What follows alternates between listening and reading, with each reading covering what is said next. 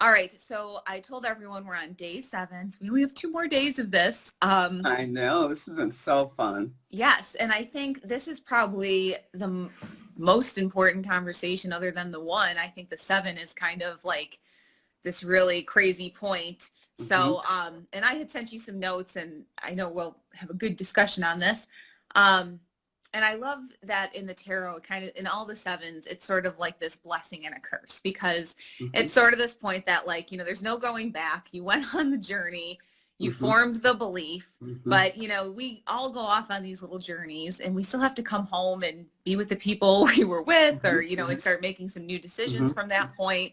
So, and I loved how you put it, this is really a point of organizing energy. But actually, I want to even take it another way, because yesterday when we were talking about the 6, we were talking about that there are 2 ways of getting to the 6, right? And so like what you said, that fits. I mean, it's interesting that in all the different systems, it's referring to something that's happening, but it's a little bit different. And the 2 ways of getting to things, I just realized, like there's the way, like what we were talking about, there's the way of getting to the 6 via connecting with spirit, higher intelligence, source, whatever you want to call that, or the linear path where you're just going off on your own and you think you got it, and, the world revolves around you and there's nothing else involved, or you're just unconscious of that connection. And what's interesting is it's going to be I don't think it'll be confusing. I think it will work well, because I've always wondered how to tie these 2 together, because the linear works so perfectly and we all know it so well. But it's interesting that when you connect with the spirit, it's a descending path, because you connect with the spirit and then you're counting down 9, 8, 7, versus if you go straight forward on the linear path, you're doing ascending. And I thought about that. I'm going, oh, all the religions, everything talks about a God or something coming down. Yes. It's so interesting how things always connect with, I love this vibrations of words. I mean, it has helped me so much to just get a distinction on things. And we're going to talk more about this on Wednesday, but I'm realizing that we're in another situation where things have been reversed on us. Yes. As far as just what even creating is. But I had a curious question just to follow up a little bit. All right. Yeah, right. So you were totally unaware of this. This is going to be Jacki's totally frank answer, because she doesn't know I'm going to ask her this. But, as we were leaving the 6, we were talking about how you can wind up at the 6, it's suffering.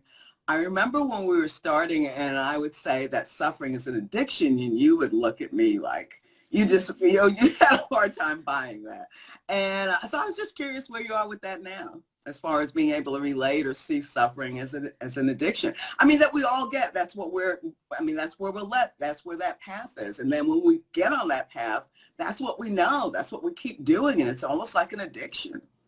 I think I can really relate this to, that massive weight loss that I went through, because, I suffered for so long, being really heavy. And I didn't realize at the time that was sort of this like invisibility cloak. It sort of allowed me to play small, to just kind of be in this place where, one, I was a victim because I was suffering, but I didn't, there was always a kind of a scapegoat. Like, I didn't have to be my best self because, it was society, it was this, it was that. And once I kind of realized it was like an emotional journey, like after I lost all the weight, I almost had more suffering because there was nothing to blame anymore. There was nothing there anymore. So it really, and I think the 7 kind of goes along with it. It was like, here I was with this new body, I lost over 100 pounds. So I had this new body, but I didn't know how to be in the world with the same like emotional and mental baggage that I had brought to that point. So I don't know if that totally answers it. Yeah. But so as far as in your mind now, can you see how that's an addiction and that's something you have a choice on? Yeah.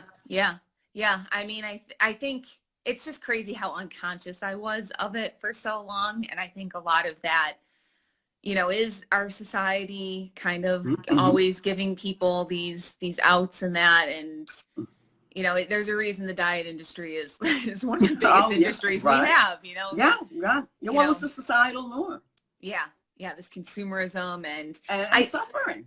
yeah, yeah. Yeah, like you always need their solution or a solution. Like you Mm-hmm, can't be happy on your own mm-hmm, mm-hmm, or, you know, figure this out on your own. mm-hmm. And now, like, if I do find myself suffering, I really am like, okay, how did I create this? How did I get here? And how do I get out? It's less like Rage Against the Machine, you know, 20s type energy. Cool. Yeah, no, I mean, so I just think that's really important because that's where we are here, because at the 7, we have control and we have vision. Mm-hmm. Vision comes from the descending path where you connect, okay? And control comes from the ascending path. And you think about all the memes and stuff we have of climbing up the mountain. And yeah, there's just that whole thing of life is a struggle. You just got to keep going. And you got to, you know, and you got to do it on your own. And, you know, and all of these things. And then, you know, look at the things that are happening for you now are just kind of, and it's not that it's so hard because it'll sound like I'm saying, oh, it's just magic and it'll drop in your lap. No, it's not that. But the things that are, as you organize energy, things are coming to you, right? Rather than that you wouldn't even have thought of that.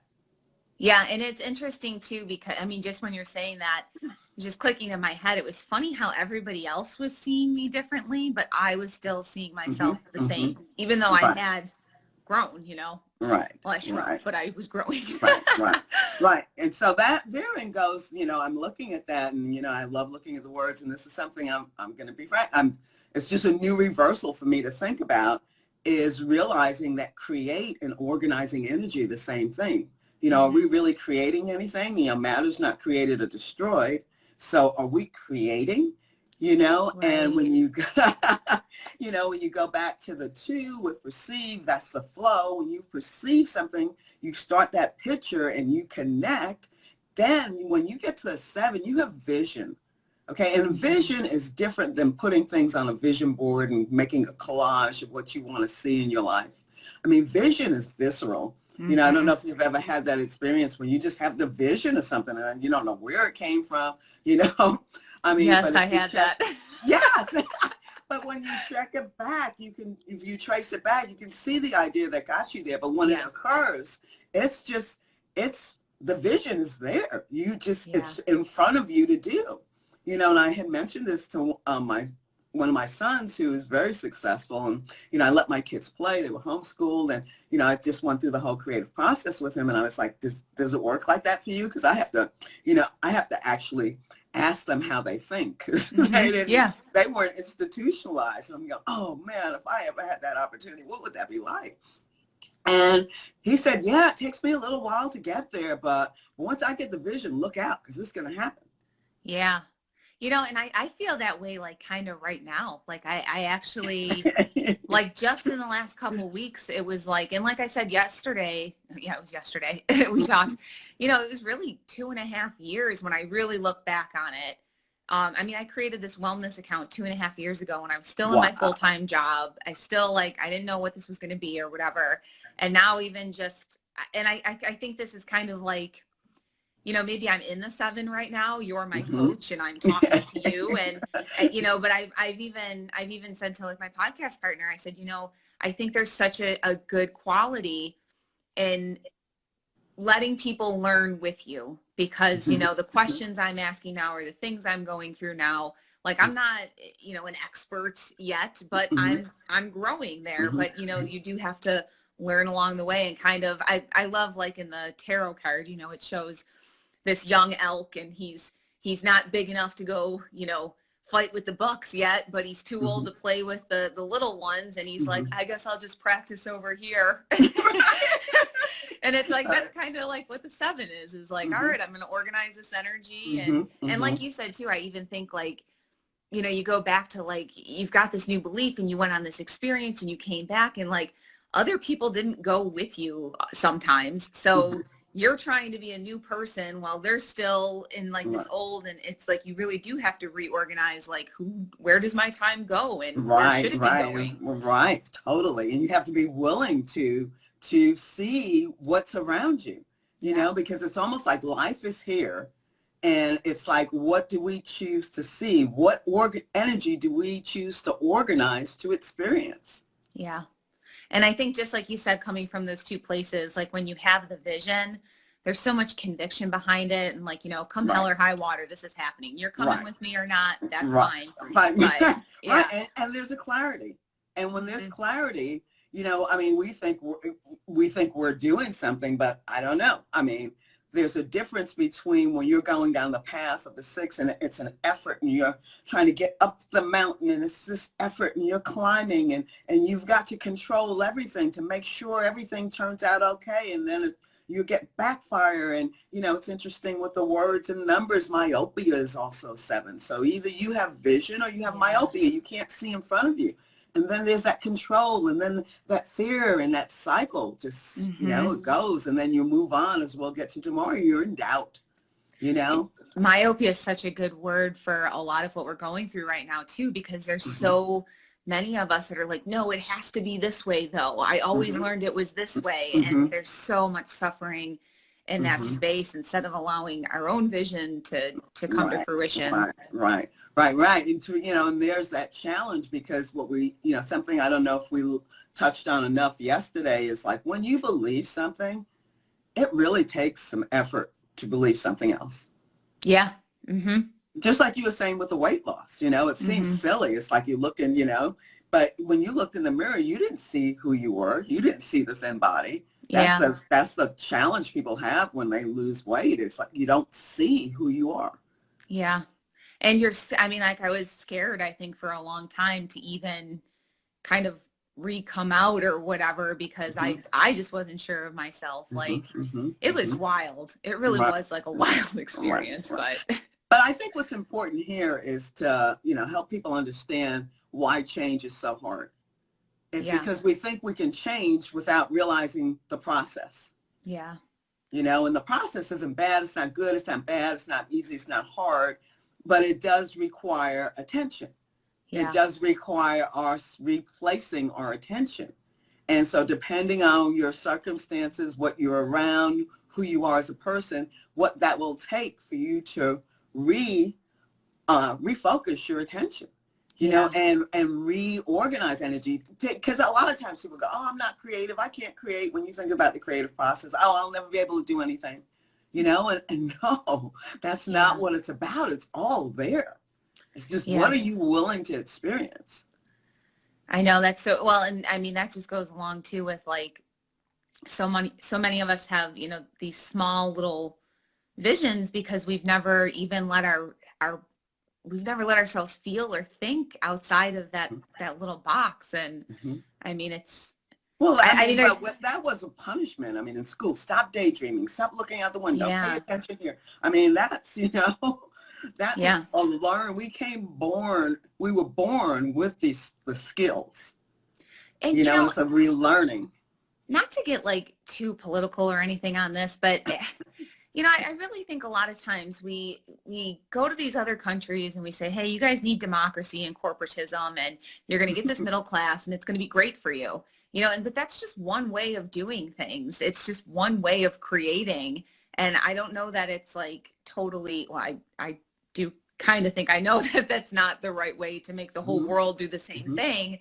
But how can we appreciate all these different expressions and, you know, coexist? Right. Well, you're making two good points there, too, because part of the whole challenge of being able to vision something else is allowing yourself the exposure of different cultures, different ways of being, different ways of thinking. And I don't know if you've heard the story. I don't know what tribe it was, but supposedly there's a story of these villagers that the ship came into their harbor and they could not see it because they had no concepts, no perceptions of a ship.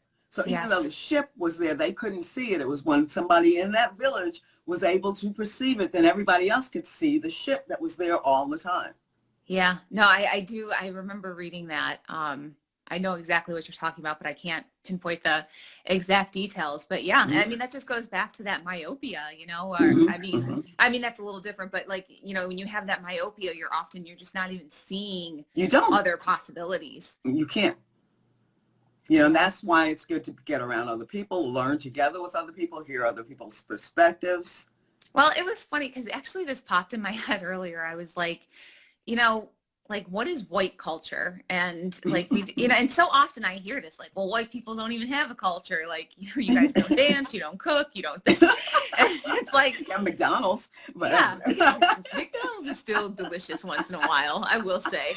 But and I think it's just interesting that like corporatism has become synonymous like with the white state of being. And I even, I think that was what became important to me. Like I say it a lot, like, oh, my Irish Catholic upbringing and that, because I actually want to differentiate that we did have a culture in my house. I mean, we celebrated St. Patrick's Day, but I'm just saying, like, it's like when you just, I think it's even detrimental for white people to just be totally like, okay, well, I have to, business and corporate and that. I mean, it's like there's so much beautiful stuff out there to experience, and you don't. And I think there's, I'm just getting real racy today, but there's a lot of white people that quote travel around the world, and it's like you're experiencing 5-star hotels, or like you're going to Africa to hang out in the the big huge where all the rich people are. Like, you're not experiencing like the real, you're observing it, but you're not experiencing it. Right. Yeah, and therein lies the key word. I mean, and that's why people wind up so empty. I mean, I love Jim Carrey saying that he wished everybody could get a bunch of money so they could see that that's not the answer, And people think, oh, I get a bunch of money and I can go on a safari, I can go to a 5-star hotel, but you can do all of that and not really experience. You not really find that connection. And chances are you wind up on the path where you go to suffering sooner than connection, because when you get set on a goal, you're going to make yourself, you're going to put your attention on believing a belief rather than feeling an inspiration. You will accomplish. I mean, the universe doesn't care. The process works the same way because it's about being able to see. But what do you see when you're going after an outside objective, like something that was supposed to make you feel good, that's supposed to promise you something? I didn't even have thought about it in that way. So much of what we do in living is about promises. Oh, yeah. Like our whole financial system right now. And that's taking ideas from without. Yeah. This promise of you do this. I mean, now promise, wear a mask and you won't get sick. Come on. That doesn't pass medical 101. I know. But and I found out, it was a while ago, they said sometimes like in a pharmaceutical trial, sometimes the placebo effect is actually more effective than the drug itself, but we never report that. So, I mean, our minds are so powerful. Oh, gosh. When I first discovered all of this as a nurse, I couldn't help myself. I had to see if it was real. And I would do that. Somebody had trust. Once I developed trust, because I would do a lot of private duty nursing, I would say, I'm going to irrigate your tube. I would make up all this stuff, and it's going to take away your pain. And always did. Yeah, it's amazing. Yeah. And that's just people prescribing to, their beliefs, essentially, what they believe is happening. And that's it. Just look how powerful it is. So whether it's a suggestion or coming from yourself, it will manifest. But that just points to the fact that it comes from within. Yes. The world that we see is based on our perception. And that's what's so important here about the 7 is, what do you see? Yeah. You see, and, or can you not see? This is making me think too, just so much of business school revolved around, having this vision statement. The company was going to have a vision statement, this is what we're going to do. And I think it's just amazing how in all the middle and in all the processes that are employed, the vision isn't, it's not to actually like truly connect with other cultures and celebrate them. It really is this type of colonialism that like a lot of people are talking about, that people are talking about right now for good reason. So, I mean, and this is why, not to get too into this, but this is why Rachel and I are so about, blockchain and crypto, because it really is a chance for peer-to-peer communication so far as we don't let certain entities completely control the Right. creative process of Right. it. Right. But see, and what's so important there is to realize that we make vision and control synonymous. We Yeah. create this vision for our life and our goals so we can control our life, so we can be sure we'll be safe, so we can be sure we'll have security. Yes. You know, that's not vision that rises from within you, because Yeah. you've connected to life and you can see the dawning of something that you have. Yeah. And then since you're there, you have the opportunity to experience it. And it's amazing, you know, we all get hung up on these safeties and securities of the material world, but everyone will say, you can't take it with you. Right. You know, when you're gone, you're gone. Right. So, right. And even when you think of that vision that you were talking about that you were making in business school, what meaning of life do you pull out of something like that? Are you able to pull any meaning of life out of it? That's a question. I'm not. I think there's CEOs and people that have legitimate vision statements and are doing amazing things. Mhm. They're owner of the Chobani Yogurt Company. They're local to New York, and he's one of them. Mhm. So I mean, I think there are people out there that are doing it, but then you Oh, have to no, look. I didn't say that. I wasn't referring that nobody's doing anything based Oh, on no, vision, no. but I'm just saying the difference I of think one it was more covering based on my control. bases. Excuse me? I think it was more covering my bases, because there's certainly Okay. businesses out there that, yes, their vision statement is absolutely, it Yeah. has to be this way. And if it's not, like, I think of an organization like PETA, you know, Mhm. they have this vision, but like a lot of their process, a lot of the stuff they talk about is just not correct. It's just not Right. the whole story. Mhm. And, you know, you're not Mhm. really fulfilling the vision. You're Mhm. just Mhm. controlling. Mhm. And I think that would be a good way for people to even think about when they want to invest in a company, is what they've written, something that's going to emerge or something that they're putting on top of what is. Yeah. Yeah. I Like, mean, is that this might be something a that's way going to to, make a distinction, you know? Like they're going to some country and on top of that, they're going to put something, or are they infusing what's needed for those people so something can emerge from them? yeah. Well, actually, you know, we were talking about McDonald's earlier. Like when they went to India, they don't eat beef there. So they had to Mhm. change all their like meats in that so that they weren't hamburgers. And, you know, and I mean, something like that. It's like, I think that's even another thing that's like, okay, it's like halfway there. It's like cool that Mhm. you're bending to this Mhm. culture or accepting that they have differences in that. But, and people will get blinded by that. They'll stop right there. Oh, cool. McDonald's, you know, they did it. But then you're not And they didn't feeling, read the how do they ingredients. process? Yeah. How are they still processing everything else? And, you know, how's Mhm. it getting to you? And how are they affecting local farmers and, you know, Mhm. da, Mhm. da, da. Yeah. So yeah, Yeah. absolutely. Yeah. Cool. All Yeah, right. this was a good one today. I feel Yeah. like, Yeah. No, but I mean, I'm hoping I'm just thinking if we've covered it. I think we have, you know, because it really is such an important spot, you yeah, know. and you know, I was thinking too in the vortex math, how the 7 goes back to 5, Mm-hmm. you know, so To you're the actually, experience. yeah, you're going right back to the experience. Yeah. And, Yeah. and And even that's in what I'm. this whole, in the Mhm. hero's journey, it's the return home. So it's like, Right. you Right. left, you did, you're coming back. So yeah. Yeah, and you know, just that whole thing of descending down, you know, Hmm. like it's like we tap into, you know, from, if I'm saying we're following the path, we tap in, we get some inspired idea, we're listening, we're with ourselves, we're in a state of appreciation of, oh my God, I've got this life here, you know, Yeah. what wants to be experienced through it, and we get that, and then we get the consciousness of it. You know, we're at that 4, we have the consciousness of this inspiration. And then what we'll talk about tomorrow is then we connect with what we consider as God, you know, and God is connected to source. And then that's the descending down to the 7 where we have the vision. If we're going on the path of connection, or, you know, a path of how we're meant to live. Yeah. And I think it's such a cool, I'm gaining such a better understanding of even the vortex math here, because it is different. It's not totally linear. You know, you're going from 1 to 2 to 4 to 8. You're not going 1, 2, 3, 4, 5, 6, 7. But now it's making so much sense to even come from that 4 place where this idea becomes aware of itself and then going right to 8. Like it actually makes sense that, yeah, it's, Like God is 4 squared. yeah, exactly. It's You know? Yeah, it's such a cool wrap up. I think once we get to like the end of it too, like when we do our wrap up session, it's going to be really interesting to lay it all out and just kind of Right. see it. Appreciate it. Yeah. Yeah. Cool.